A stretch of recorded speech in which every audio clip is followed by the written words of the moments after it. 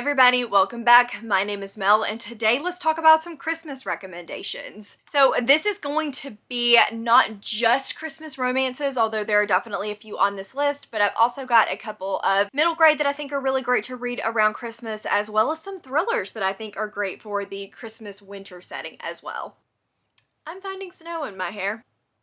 So I guess let's just jump into the Christmas romances because I feel like that's everybody's vibe this year. Even fantasy readers I have seen be interested in the Christmas romance. And I'll be honest, last year was the first time that I really read a lot of Christmas romance, and it was a great time. I regret nothing, and I definitely plan to read at least 3 or 4 again this year because I had so much fun. It was just a good way to get in the spirit, to not have to think too hard on all of those long drives to different family functions, and I just had a great time. So I wanted to share with you guys some of the ones that I really loved from last year. The first one is Lovelight Farms by B.K. Borison. This one is actually part of a series which I did not know when I first picked it up last year, and it's a friends to lovers romance about this girl that owns a Christmas tree farm, but the Christmas tree farm is dying, and so she submits her application to be on this like bloggers feature essentially. But part of the kicker is that she says she runs it with her lover, her fiance, her boyfriend, and they get picked. And so when this lady comes to town, she has to kind of fake the fact that she's got a boyfriend even though she doesn't. And so she talks her best friend into doing it with her. And I just loved this concept. It was so wholesome and so fun. I did give it a 4-star. It was not my favorite Christmas romance that I read last year, and it's not 100% Christmassy, even though it's set on a Christmas tree farm. I do think that you could probably read it at different intervals because we talk about Thanksgiving at one point in there too, and it was just a wholesome, good fun, and I really enjoyed it. And then we have 2, they're part of companion novels. They're not necessarily a series, you can read them out of order, but I do think you would probably get the most benefit from reading them in the order in which they were published, and that is A Princess for Christmas and Duke Actually by Jenny Holiday. I personally preferred Duke Actually. It is a friends to lovers, but in a snarky kind of way, and their chemistry is just so good. I did listen to the audio for both of these and really enjoyed the audio. And then A Princess for Christmas, I don't really know what you would consider the trope on that one. Basically, the princess comes to speak at a humanitarian like conference thing. I forget exactly what it was. And she is the princess of this really small, like, what's the Anne Hathaway movie? Think that kind of type of country. And this guy is driving a cab, and he ends up picking her up on the side of the road, and they chat, and he ends up taking her several different places, and it's a romance. You can kind of infer how it goes from there. And then the second one is following one of his best friends and another duke of this country. I enjoy both of them quite a lot. Listen to them back to back. I think they complement each other well, and I cannot wait to read, spoiler for my TBR of Christmas romances, the 3rd book in the series that just came out this year. And the one that I think is on KU, and that is A Very Grumpy Christmas by Jerica McMillan. This is also the first in a set of companion novels. I picked this up on a whim. I didn't hear anybody talk about it, and I just decided that I really wanted to give it a try, and I'm so glad I did because I ended up really loving this one.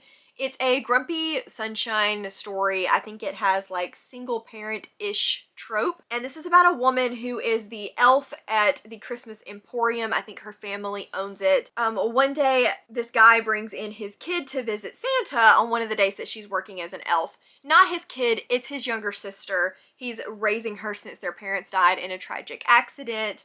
And she decides that she is going to do everything that she can to make Christmas for them. So she like starts to put up decorations without being invited, things like that. And I loved their dynamic. It was a lot of fun. It is a semi-slow burn, and I really appreciated that as well.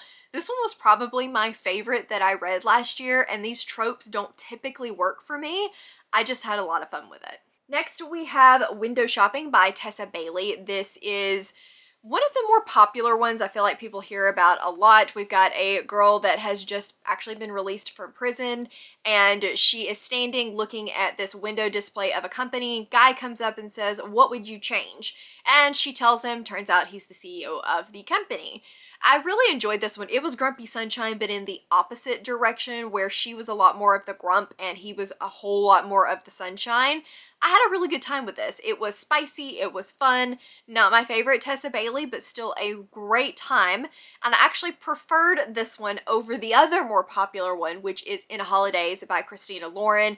That is a Groundhog Day type story where we're reliving the same thing over and over and over again until we get to the moral of the story. I know a lot of people that loved that book. I didn't absolutely love it, even though I do enjoy Christina Lauren. There was something about it, maybe the repetitive nature that it was supposed to be, that didn't work for me. But so many people love it that I still wanted to put it on this list as a recommendation because I feel like it's still a solid read, even though it wasn't one of my favorite reads. Then let's talk about one of the Christmas middle grade mysteries, and that's Winter House by Ben Gooderson. This is about a girl that gets a note to come to Winter House and stay, and she's solving a puzzle. It is a very cold, snowy setting. I can't remember if it's set at Christmas, but it's just a good wintry middle grade setting. If we want to just do some honorable mentions, of course, Frost Heart would be a great one. Glass Houses is another great one. The Northern Lights by Philip Pullman is another great one. So there are lots and lots and lots of winter middle grades. Then just 3 quick thrillers that I wanted to talk to you guys about. The first one is The Unwanted Guest by Sherry Lapina. This one is a isolated house where a group gets together and people start dying one by one. Normally this is a trope that I don't absolutely love, but something about a snowed-in setting makes it work for me. I didn't love this one. Full disclosure, I think it was a 3-star. That's typically the case with the Sherry Lapinas because they are a little bit more domestic, a little bit more slow whodunit, so it's not as much edge of your seat, more like typical classic mystery style. If you don't like the Agatha Christie style where you are kind of supposed to know what's going on, you're trying to figure out whodunit, it's not keeping you on the edge of your seat, but it's keeping you interested because you really want to know, are you right? Did you figure out whodunit? Then I think this one would work for you, and if you're looking for a snowed-in setting, this would be perfect.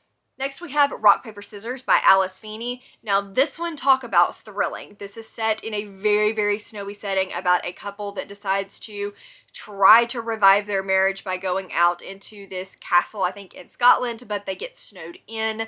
This one I had a great time with. It was probably a 5-star read until we got a little bit closer to the end, and I just felt like there were too many plot twists. This book is not one of those that is going to just kind of sit around and meander for a while. I felt like I was constantly intrigued. There was plenty of stuff happening. If you like extravagant plot twists and you want to be shocked, then I think that this one would really, really work for you, and it's got a great snowed-in setting as well. And last but not least, we have The Afterlife of Holly Chase by Cynthia Hand. This one is very Christmassy. It is a Ebenezer Scrooge retelling about Holly Chase. And I had a good time with this one. It was really popular on BookTube about 3 or 4 years ago, and I don't really hear it talked about much anymore, so I wanted to bring it back and mention it to you guys. I had a good time with it. It is young adult. It's not an adult book. It's not a thriller or a mystery, but it is a little bit fantasy, a little bit. And I had a great time with it. I thought it was a lot of fun. It's perfect for the time of year and for the setting, and it was great. I really, really enjoyed it. So I hope you guys just enjoyed this really quick video talking about my Christmas recommendations or books that I think would be great to read around the Christmas time. I feel like there's probably more that I didn't think about, but I'm excited to read more this year, and that way I can bring you guys an even more extensive list next year. Keep an eye out for my Christmas romance TBR or Christmas-ish TBR. I don't know if I'm fully doing romance or if I'm going to include some thrillers and stuff in there as well, but I have a list.